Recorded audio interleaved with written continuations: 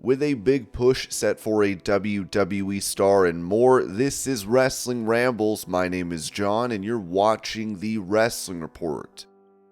Before we move on, make sure you subscribe to Wrestling Rambles with notifications on, and don't forget to like the video.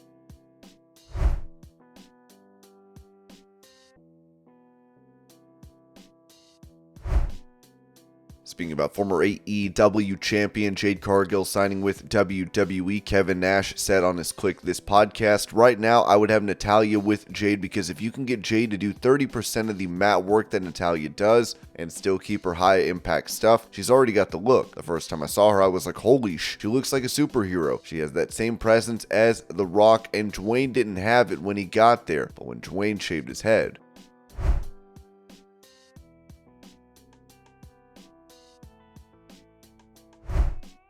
Former WWE star Ariane Andrew and Hunter Gallagher are hosting an event for Pound Town Wrestling where a former AEW star is set to appear. Andrew said this about it to Ring the Bell. So the show's on October 12th, which is a Thursday in West Hollywood. It's called Thursday Night Pound Town. It's the first luxury indie show. So you think about the independent circuit, it's different. You go there and it's not glamorous like AEW, WWE. What we wanted to do was create something that was like, why can't the independent circuit be luxury? West Hollywood has never had wrestling ever. So this will be the first wrestling show in West Hollywood. Also, storylines. Another thing with the independent circuit, it's spot.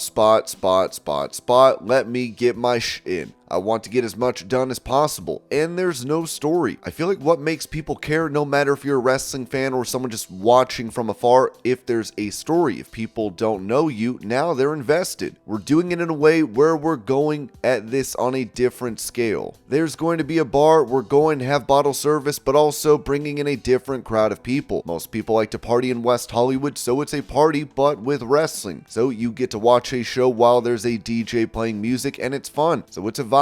Just bringing in so many different flavors and so many different vibes. So we will be having Sonny Kiss, originally from AEW, who will be joining us. I love Sonny, and I'm so excited. She's going to be wrestling and just being a part of this amazing movement.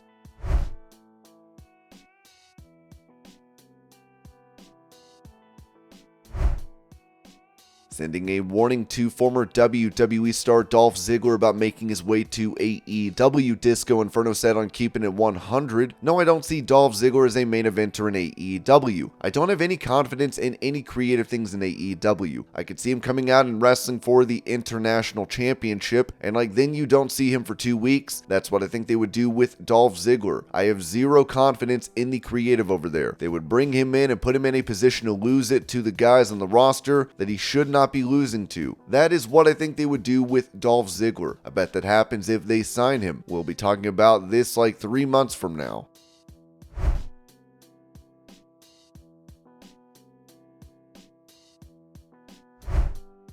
Bobby Lashley has formed a new faction with Montez Ford and Angelo Dawkins of the Street Profits, yet it seems another member could be joining their forces. Sean Ross Appa Fightful wrote that there has been discussion regarding adding a new member to Lashley and Street Profits group. We'll tell you who we've heard on Fightful Select for subscribers today.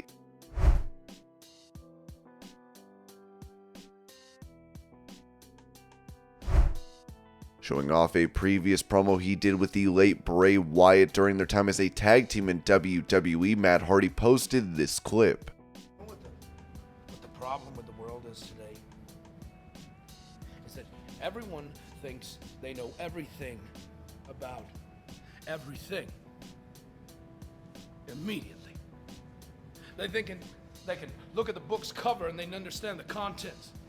They can read the headlines, but they don't know the true story, do they? They can look at my skin and think they understand everything about the mechanics that's working underneath it. That is not the case, because I promise you, if you could see the creature that lives behind my eyes, you wouldn't be standing in front of me. No. You would be kneeling before me in a puddle of your own piss. Understand something. Plain and simple. To me, Abigail was a delicious poison. An intoxicating, overwhelming poison. But Abigail don't live here no more. I am Samael.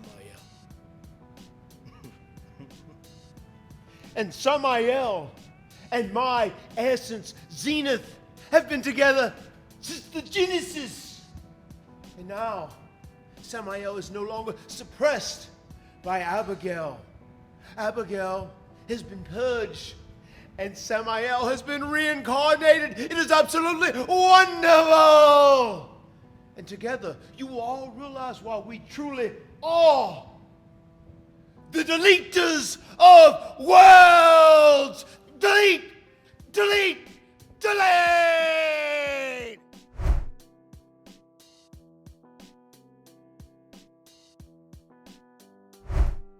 Going over plans for the WarGames match at Survivor Series next month, it was said that Ringside News exclusively reported that WarGames is coming back this year. The plan is to hold the match at Survivor Series. The 2023 Survivor Series event is slated to go down at Allstate Arena in the Chicago suburb of Rosemont, Illinois on November 25th. Ringside News reached out to ask about the current plan for the big Survivor Series double cage match. We are told that the company has come to a decision on who will be in the match. There is no debate it because that plan is locked down.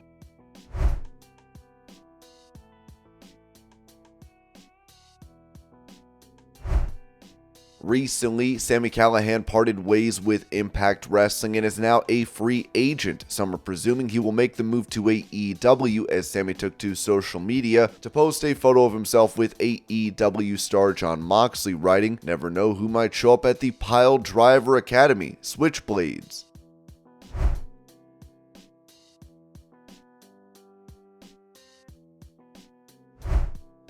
For details on WWE's internal perspective of AEW, Ringside News noted that WWE and AEW are both competing in the same market, and there is a lot of competition there, as we can see with NXT's booking for next week. That being said, there is a narrative floating around that must be addressed. It was previously reported that there is a feeling within WWE that their battles with AEW may result in something similar to their wars with WCW and TNA. That being said, things may not be that drastic. Ringside News reached out to confirm the idea that WWE is concerned about AEW to the point where a narrative exists within the company that this could turn into another WWE versus WCW situation. We were told that story is just an opinion, and it does not reflect any official viewpoint from WWE. That being said, it is a compelling analysis. Ringside News was told by a tenured member of the creative team that, "We don't really spend any time talking about it. Too much going on here. We have a lot of shows to book. WWE is simply aware of the world around them, and they are booking the shows to best serve fans and the marketplace."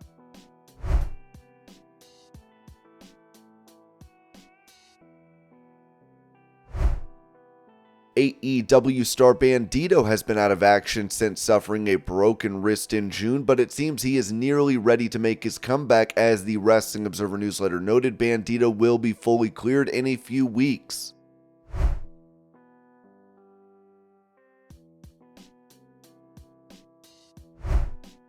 Despite Adam Cole being injured and recently revealing he will be needing 2 surgeries, Dave Meltzer said this about the situation with AEW on Wrestling Observer Radio. "Look, it could be anything. I guess we'll know. It doesn't look great to me, but I think they're afraid to take him off the air because he's a hot act."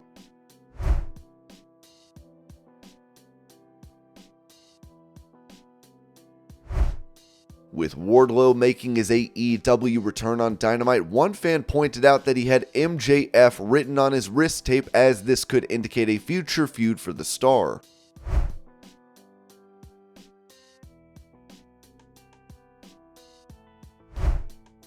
Asked if Will Ospreay will be signing with All Elite Wrestling, Sean Ross Sapp, a Fightful, revealed that "That's where I think he'll go, but after speaking to those close to him as well as him, that his mentality changed a lot from, I don't want to go to WWE, etc. I think he realizes that this is his big contract. With his style, and he is in his early 30s, he knows this is his big contract."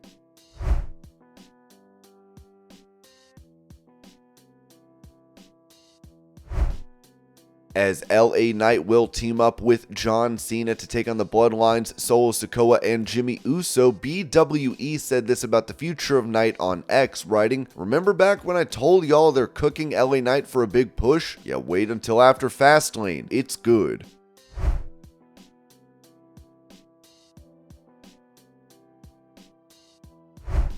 Now, let's get into the results from WWE Fastlane. To start, former AEW champion Jade Cargill would be seen on camera during the event, stepping out of a vehicle and being greeted by Triple H. Next, we had the men's tag team title bout between the champions of the Judgment Day, Finn Balor and Damian Priest, and Cody Rhodes and Jey Uso, where in the end, despite Rhea Ripley, Dominic Mysterio, and JD McDonough's best efforts at ringside to get the win for their team, Cody Rhodes and Jey Uso would defeat Priest and Balor to become the new undisputed tag team champs. Then we had another tag team bout, this time a 6-man tag team match, as Rey Mysterio, Santos Escobar, and a mystery partner take on Bobby Lashley and the Street Profits. The match would start out in a 3-on-2 situation favoring Lashley and the Street Profits. Then Carlito made his way out at the end of the match and won the bout for the LWO, as the LWO defeated Bobby Lashley and the Street Profits. After that, we had a triple threat match for the women's title, as the champion Io Sky took on Charlotte Flair and Asuka. In the end, Bayley made her way out to distract the referee from seeing Asuka tap out to Charlotte's figure 8, as Io took advantage with a splash and retained. Io Sky defeats Asuka and Charlotte Flair to retain the WWE Women's Championship. Up next, we had John Cena and LA Knight face the Bloodlines, Jimmy Uso and Solo Sikoa in a tag team bout. Following a back and forth affair, LA Knight would hit Jimmy Uso with the BFT, as LA Knight and John Cena defeated Solo Sikoa and Jimmy Uso. In a backstage segment, the Judgment Day could be seen as Damian Priest seemingly agreed to not cash in his Money in the Bank briefcase tonight, handing it over to Rhea Ripley. And finally, for the main event of the evening, Seth Rollins defended his World Heavyweight title against Shinsuke Nakamura. After a brutal affair between both stars, Seth Rollins defeated Shinsuke Nakamura to retain his World Heavyweight title.